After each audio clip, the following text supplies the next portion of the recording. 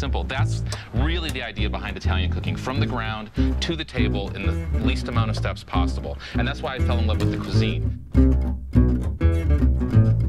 Benvenuti, ciao. I'm Mark Leslie, author of Beyond the Pasta, Recipes, Language, and Life with an Italian Family. Well, I think in America a lot of times people try to complicate bruschetta, and what's great about Italian cooking is that the bruschetta is simple. The thing I like most about arancini, well, besides eating them, is actually making them. And I've got all the things assembled here to show you just how to do that. Here is a really great and easy recipe, and it's also fresh. This is crostini pomodorini, and pomodorini means little tomatoes or cherry tomatoes. And this is what you'll need. You'll need a baguette, some cherry tomatoes, a little bit of extra virgin olive oil, salt and pepper, a little bit of fresh oregano. That's it. Easy, easy Italian food. Let's get started. I traveled to Italy to live with a family and to take cooking lessons from Nonna, the grandmother, and language lessons from Alessandra, her daughter.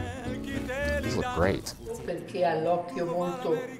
See, what she's telling me is that you can tell the fish is fresh because its eyes are clear. And here, especially in this house, fruit is an important part of the diet. I bought a slice of prosciutto and potato pizza, which happens to be one of my favorite types of pizza. To make a crostini, you want to cut the bread on the bias, which means on the diagonal. That actually gives you a larger surface to put the stuff on top of. Here are some garden fresh cherry tomatoes. You can also use grape tomatoes, which are a little smaller. What I'm going to do is just slice them in half, and that's it. Fresh garden tomatoes sliced in half. How easy, simple, very Italian. While I was there, I learned some great recipes and just enough of the language to get myself into trouble. To a ball, and you have to slam it down. Of course, I think we're both going to end up with flour. All over us. Grazie, nonna. Si, si. It's time to assemble. Take a little bit of olive oil, and we're going to drizzle it on top of each of the bread slices, just a little bit. Now I'm going to spoon a little bit of the tomatoes on top of the bread. This is a very rustic recipe, very simple. It's now time to season them a little bit. A little dry oregano, just a little bit. This is kosher salt, or you can also use sea salt. Some cracks of black pepper, and then once again, just a little drizzle of extra virgin olive oil. And those will go into the oven and bake. 10, 15 minutes maybe, just until the tomatoes are broken down a little bit and the bread's nice and crunchy. And that's crostini pomodorini. That adventure revealed the secret of Italian cuisine to me, using a couple of on-hand Italian pantry items in combination with fresh, seasonal ingredients to quickly prepare an easy and great tasting meal, served with passion. In Italy, you don't find a plate of pasta with sauce put on top of it. You actually put the pasta into the pan of sauce and cook it for a little bit so that the sauce adheres to the pasta. You won't have to worry about kissing anybody. We're all eating the same dish, so we'll all smell like garlic, so it'll be good. Take your hand and you're going to crush the whole tomatoes with your hand.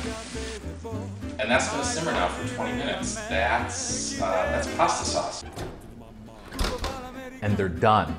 Next, it's time to serve them. Let me show you how. Some fresh oregano, and you'll pull it off the stem.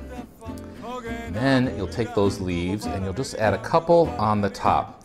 We started with dried oregano and now we're using fresh oregano. The dried oregano adds that kind of deep flavor in the crostini. The fresh oregano has a kind of minty freshness at the top, which you want. So you have a cooked herb taste and then a fresh herb taste. To finish it, we're going to drizzle with it just another little bit of extra virgin olive oil, and then we'll plate them up and serve them.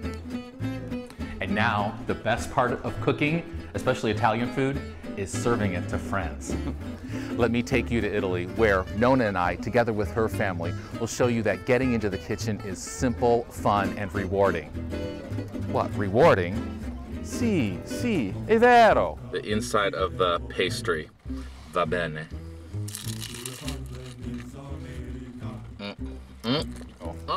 Great home-cooked meals go beyond just the food on the plate.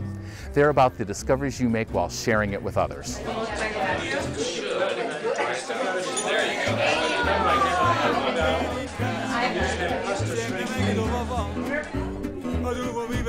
Ciao a tutti, ci mangiamo tutti!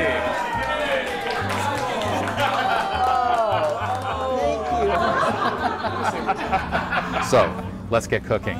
I'm Mark Leslie. Bring your family to the table and change a life, one meal at a time. I'll get another one. Thanks. Un disastro.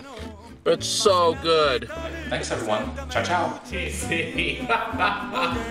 Terzo, eh? Sì, pericoloso. È pericoloso, Sì. non pericolosa. See, it's very dangerous to cook next to Nona in the kitchen.